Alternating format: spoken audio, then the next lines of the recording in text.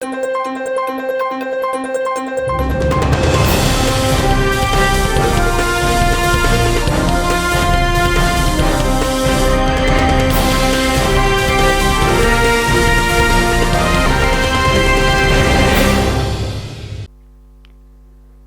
जिले के डीसी निशांत कुमार यादव ने बताया कि कोरोना महामारी का प्रकोप आए दिन बढ़ रहा है, जिसके लिए लोगों को सावधान रहकर कोविड के नियमों की पालना करनी होगी। जिले में कोविड का मुकाबला करने के लिए सभी स्वास्थ्य सुविधाएं उपलब्ध हैं।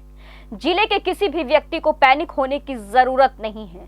जिले में ऑक्सीजन की कोई कमी नहीं है। उन्होंने बताया कि कोरोना के उपचार के लिए जिले में कल्पना चावला राजकीय मेडिकल कॉलेज के अतिरिक्त 16 प्राइवेट हॉस्पिटलों को अधिकृत किया गया है।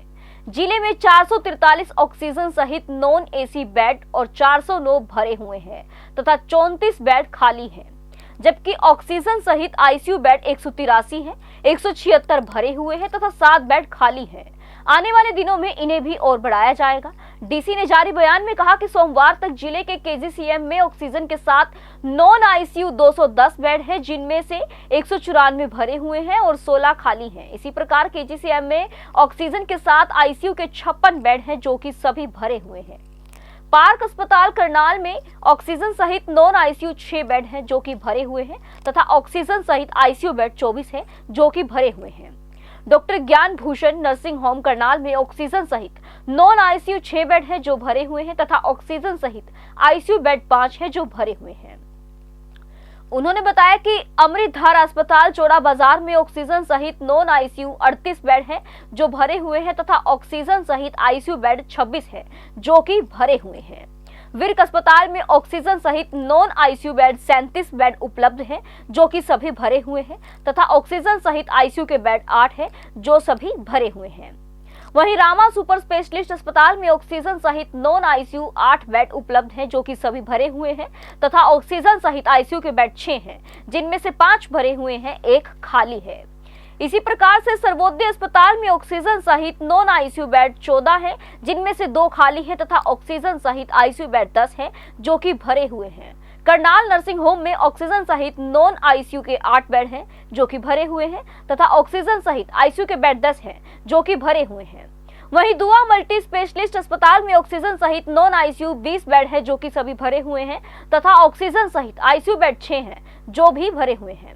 अर्पणा अस्पताल मधुबन में ऑक्सीजन सहित नॉन आईसीयू के 16 बेड है, जिनमें से 7 खाली हैं तथा ऑक्सीजन सहित आईसीयू के 2 बेड है, जिनमें से 1 खाली है। एसएस अस्पताल करनाल में ऑक्सीजन सहित नॉन आईसीयू के 7 बेड है, जिनमें से 5 खाली हैं तथा ऑक्सीजन सहित आईसीयू बेड 7 है, जिनमें से 5 खाली हैं। इसी प्रकार से संजीव बंसल सिग्नल अस्पताल में ऑक्सीजन सहित नॉन आईसीयू 19 बेड है, जो कि भरे हुए हैं तथा ऑक्सीजन सहित आईसीयू के बेड 5 है, जो कि भरे हुए हैं। उन्होंने बताया कि आरपी वेल्टर अस्पताल बस्ताड़ा में ऑक्सीजन सहित नॉन आईसीयू 16 बेड है, इनमें से 2 खाली हैं तथा ऑक्सीजन सहित आईसीयू के बेड 4 है, जो भरे हुए हैं। श्री सनातन धर्म मंदिर महावीरदल करनाल में ऑक्सीजन सहित नॉन आईसीयू 11 बेड है, जिनमें से 8 भरे हुए हैं। श्री रामचंद्र मेमोरियल अस्पताल में ऑक्सीजन सहित नॉन आईसीयू बेड 9 है, जो कि भरे हुए हैं तथा ऑक्सीजन सहित आईसीयू बेड 7 है, वो भी भरे हुए हैं। ईश्वर कृपा अस्पताल में ऑक्सीजन सहित नॉन आईसीयू 12 बेड है, जो कि भरे हुए हैं तथा ऑक्सीजन सहित आईसीयू बेड 3 है, जो कि भरे हुए हैं। स्वास्थ्य अस्पताल करनाल में ऑक्सीजन सहित नॉन आईसीयू के 6 बेड है, जो कि भरे हुए हैं तथा ऑक्सीजन सहित आईसीयू के बेड 4 है, जो भरे हुए हैं। वहीं उपायुक्त ने बताया कि जिले में बेड की उपलब्धता जानने के लिए पोर्टल बनाया गया है। उस पोर्टल पर जाकर कोई भी व्यक्ति जिले के केजीसीएम व अन्य 11 अस्पतालों में बेडों की उपलब्धता की जानकारी ले सकता है, जिसका karnal.gov.in लिंक पर दिया गया है। आप सबको मेरा नमस्कार। आज की कुछ महत्वपूर्ण चीजें मैं आपसे शेयर करना चाहूँगा कोरोना के बारे में। साथियों, एक तो बेड अवेलेबिलिटी आजकल जब से कोरोना की दूसरी वेव चली है तब से काफ़ी बड़ा एक कंसर्न बनती जा रही है, काफ़ी सारी समस्या इसमें आती जा रही है।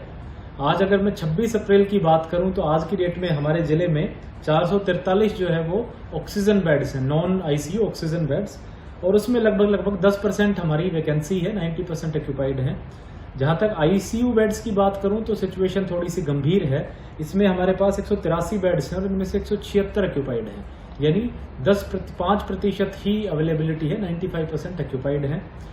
शुरू में कल्पना चावला मेडिकल कॉलेज में हमारे 40 ICU बेड्स थे सिर्फ, उसको बढ़ा करके आज की डेट में हमने 56 कर दिए हैं और आने वाले समय में इनको 100 ICU बेड्स हम कोशिश करेंगे कल तक या मैक्सिमम परसों तक बढ़ा के हम कर दें। प्रशासन की तरफ से कोशिश रहेगी कि बाकी 1-2 जगह और आइडेंटिफाई करके हम वहाँ पे ऑक्सीजन बेड्स टेम्परेरी तौर पे लगवाएं ताकि ऑक्सीजन बेड्स की किसी भी तरह की कमी ना आए। इसके अलावा जहाँ तक मैं ऑक्सीजन अवेलेबिलिटी की बात करूँ तो इसके बारे में जो जिले की स्थिति है वो बिल्कुल संतोषजनक है।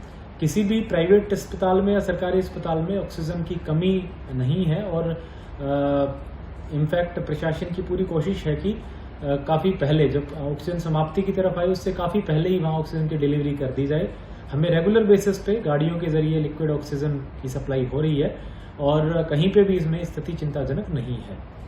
रेमडेसिविर के बारे में मैं विशेष रूप से बताना चाहूँगा। काफ़ी सारे लोगों के तरफ से रेमडेसिविर की बहुत सारी फ़ोन कॉल्स और एक पैनिक की स्थिति आती है, तो इसमें आज मैंने सभी पॉलिटिकल पार्टीज़ के जो प्रतिनिधि हैं उनसे भी चर्चा की थी, हमारे करनाल के जो जनप्रतिनिधि हैं उनसे भी चर्चा की कोविड के विभिन्न मुद्दों पे, और विशेष रूप से रेमडेसिविर के बारे में बताया कि रेमडेसिविर की जो सप्लाई है वो डायरेक्टली हॉस्पिटल्स को उनके जो मेडिकल स्टोर्स हैं उनके थ्रू सरकार के द्वारा की जाती है। लेकिन फिर भी देखने में आता है कि काफ़ी सारे प्राइवेट हॉस्पिटल्स और डॉक्टर्स पेशेंट्स को प्रिस्क्रिप्शन दे के बाहर भेज रहे हैं रेमडेसिविर लाने के लिए।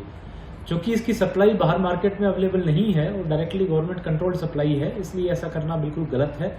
मैं प्राइवेट अस्पतालों को स्पष्ट रूप से वार्न करना चाहूँगा कि अगर आगे से किसी भी प्राइवेट हॉस्पिटल ने इस तरह की चीज़ की और अननेसेसरीली पैनिक क्रिएट करने की कोशिश की तो ना केवल हम उस प्राइवेट अस्पताल के खिलाफ एक्शन लेंगे, बल्कि जिस भी डॉक्टर ने ये प्रिस्क्रिप्शन लिख के मार्केट से लाने के लिए पेशेंट को कहा है, अटेंडेंट को कहा है, हम उसके खिलाफ कार्रवाई करने के लिए MCI को लिखेंगे। तो मैं बिल्कुल स्पष्ट कर दूं कि कोई भी प्राइवेट अस्पताल रेमडेसिविर का और को ओवर द काउंटर खरीदने के लिए प्रिस्क्रिप्शन दे करके पेशेंट्स के अटेंडेंट्स को बाहर ना भेजे, क्योंकि इसकी सप्लाई रेगुलेटेड है। इससे अननेसेसरी पैनिक क्रिएट होता है। जहाँ तक कोविड केसेस की बात आती है, 600 से ऊपर केसेस आज हमारे जिले में पॉजिटिव केसेस आए हैं, चिंता का विषय है जो कि, और अब इसको स्ट्रिक्ट रूप से मॉनिटर करने के लिए कुछ एरियाज हमारे ऐसे हैं जहाँ पे बहुत ज़्यादा कोविड केसेस आए हैं। विशेष रूप से सेक्टर 7 और सेक्टर 8 का पार्ट 2, ये 2 एरियाज ऐसे हैं जहाँ पे लगभग 350 से 400 एक्टिव केसेस अभी हमारे पास है और हमें अंदेशा है कि लार्ज स्केल पे कंटेनमेंट करने की आवश्यकता है, क्योंकि काफ़ी लार्ज स्केल पे कोरोना का स्प्रेड इन क्षेत्रों में हो गया है। इसलिए आज मैंने इस क्षेत्र के नगर निगम पार्षद से भी और RWS से मीटिंग की और प्रशासन ने यह फैसला लिया है कि आने वाले 1 हफ्ते तक करनाल के सेक्टर 7 और करनाल सेक्टर 8 पार्ट 2 पे संपूर्ण रूप से लॉकडाउन लगाएंगे। हम उसको लार्ज कंटेनमेंट एरिया डिक्लेयर करके बैरिकेडिंग और पुलिस फोर्स लगा करके उसकी एंट्री और एग्जिट को 1 हफ्ते के लिए संपूर्ण रूप से रोक दिया जाएगा। जो भी इसेंशियल चीज़ें हैं वो हम प्रशासन के द्वारा मुहैया कराई जाएंगी। नगर निगम के जो हमारे कमिश्नर हैं विक्रम जी, उनको इसका नोडल ऑफिसर बनाया गया है। इस एरिया में जो इसेंशियल चीज़ें हैं उनकी सप्लाई की जिम्मेदारी जो है वो उनकी रहेगी।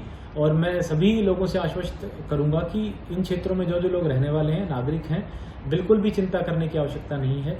चाहे वो किराने का सामान हो, सब्जियां हो, फल हो, दूध हो, आपको सरकार के द्वारा हर रोज जो है समय पे ये चीज़ें उपलब्ध कराई जाएंगी। साथ ही हमारी जो हेल्थ डिपार्टमेंट की टीमें हैं वो इन क्षेत्रों में घर घर जा करके स्क्रीनिंग करेंगे और जो भी सिम्टोमेटिक पेशेंट्स होंगे उनका टेस्ट कराया जाएगा।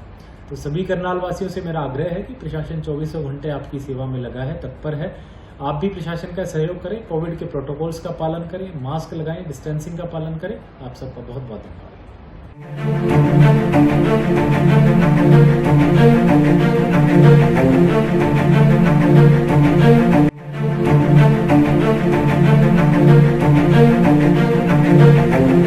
ऐसा अवसर फिर नहीं मिलेगा। अब हरियाणा सरकार की दीनदयाल आवास योजना के अंतर्गत सेक्टर 1 तरावड़ी में 135 और 142 गज के प्लॉट्स मात्र 21,000 रूपए देकर बुक करवाएं। क्रेडिट सोसाइटी, सड़क, sewerage, street light, park, community centre, तुरंत रजिस्ट्री और पोसेशन भी। कॉल 9466034000।